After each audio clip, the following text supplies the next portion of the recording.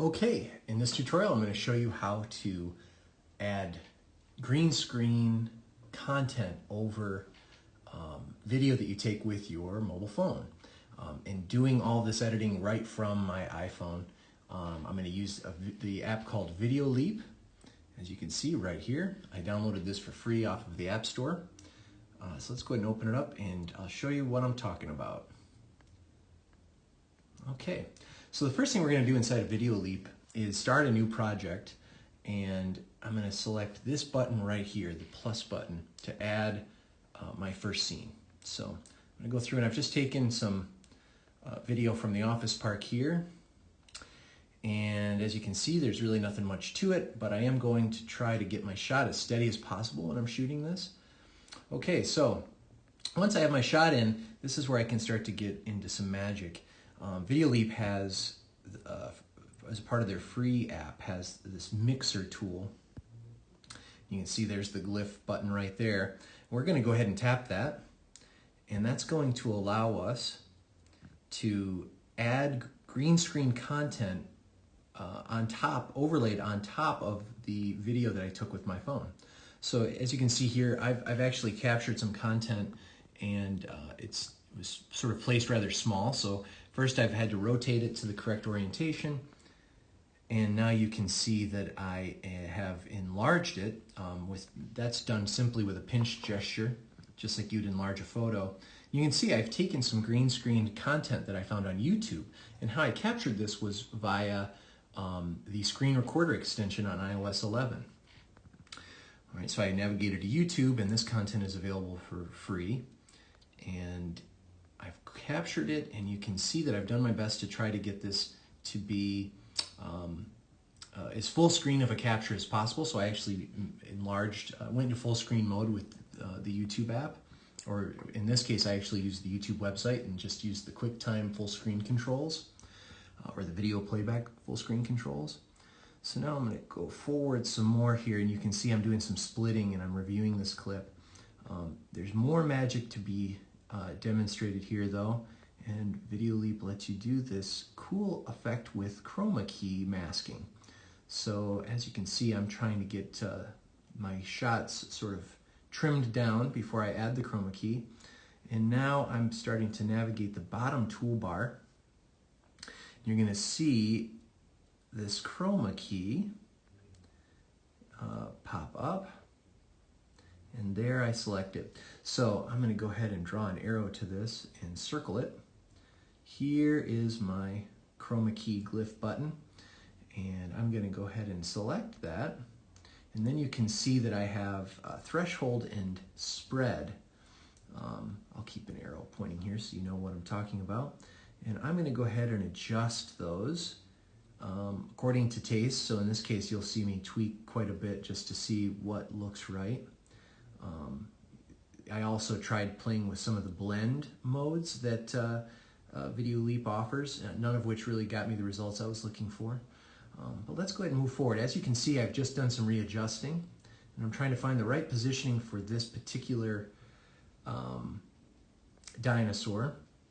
Okay, so I'm going to go ahead and cruise forward here a bit of ways so you can kind of get a sense of where I landed.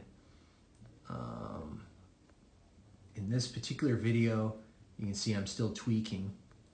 I have a number of clips that I've overlaid so that you can see multiple examples of the type of content that this works for and how to film it.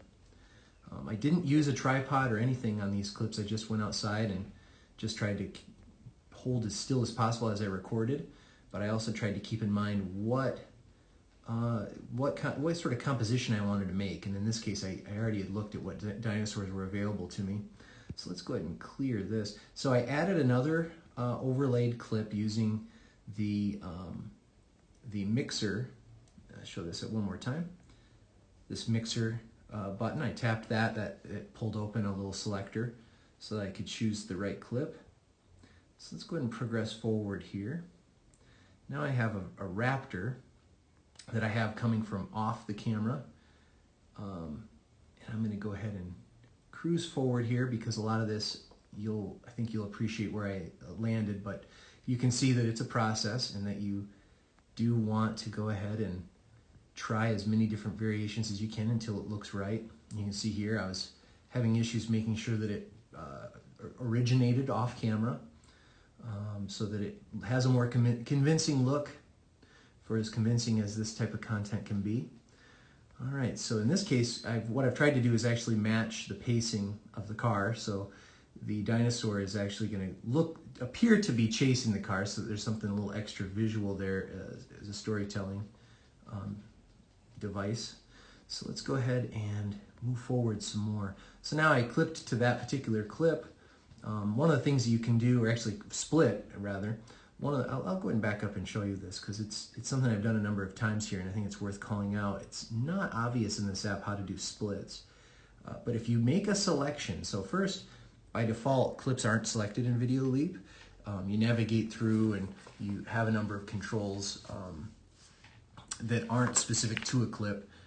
In this case, when I have selected a clip, you can see I have additional controls. There are controls actually specific for this clip. You could transform, duplicate. What we're going to do is actually do a split. So I can show you here. Do a split here, and that's going to allow me, it looks like I actually already have done the split. But that allows me to essentially take whatever piece of this content I want and make the split, and then I can delete the other clip and or move it and reuse it somewhere else. So let's go ahead and proceed forward here. As you can see, we have 2 clips completed. Now we're going to add another shot that I took on the same walk. In this case, I have a Tyrannosaurus Rex that I'm going to be placing into this shot. Whoops. Spoiler alert, you can see this one didn't take me very long to get right. Let me just back up a little bit. So again, I used the mix tool, and I've done some splits here, and I've also used the pinch to resize. So let's go ahead and cycle forward, and I just did some adjusting to see if I could get the camera, the portion of the clip to actually align with, or to be the steadiest for this particular clip. A little bit of shake isn't a bad thing, I find, because it adds to the realism. I've used still photos doing this process, and it doesn't look as realistic. So yeah, you can see this actually is working. All right, so let's go ahead and go forward, and we're going to review what we have so far. Let's see, I'll go ahead and play it back in normal speed so that you can appreciate it. Okay.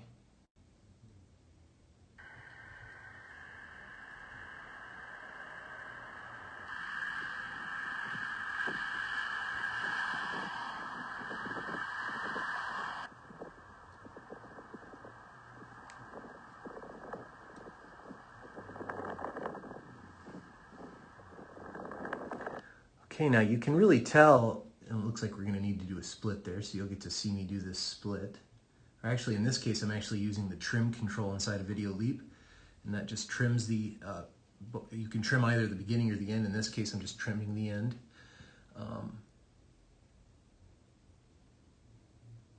But the one thing that's missing that is really obvious is the sound effects, and that's something you can also add in Video Leap. In this particular video, I haven't done that.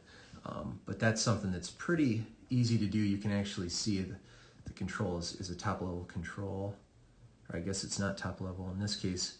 I think that this particular glyph button at the bottom that I'm circling is actually, I think, for editing the audio for that particular clip, which you can capture with the screen recorder extension, but adding in post is probably preferable. You'll find a lot more sound effects online. Also through YouTube, and you can capture those, as I said, with screen recorder extensions. You might be able to find a better one off of a movie. Now here you can see I'm actually trying to get around some of the issues of the green screen not actually completely keying out. So what I've done is I've added some of the stock stuff that Video Leap comes with, and so I'm tapping again that mixer button, which in this is really the tutorial on how to use the mixer, and I've added some clouds here, and they didn't really look right. I didn't think they animated well enough, and they didn't key out very well, so I actually ended up not going with that. But then I picked a sort of a grunge filter, which is kind of looks like an old-timey movie clip, like a film strip kind of thing. where you have the artifacts and the dust and stuff like that. And this actually did help, but I didn't go with this effect ultimately because I didn't have the right duration for the grunge clip. But it is a way that you can sort of make the finished product look a little bit more believable. So I'll show you how it ended up looking by cycling through the video here. Yeah, you can see that it already adds sort of a dimension to it, just to like even this sequence, which I felt like could have looked better. Oops, let's go ahead and tap. Yeah, it helped. You could tell where it turned off. Okay, well that completes the tutorial. Let's go ahead and see the finished result. Oh, first I'll show you real quick just how to do an export. Once you're completed, all you have to do is tap the little share glyph that you're used to seeing on iOS. And once you do so, you'll be given some export options. And in this case, I actually just went with the defaults. And those are our defaults, 720p and 30 frames a second. And that is up to you. I felt like that was the best option for me. So then I exported and that's done.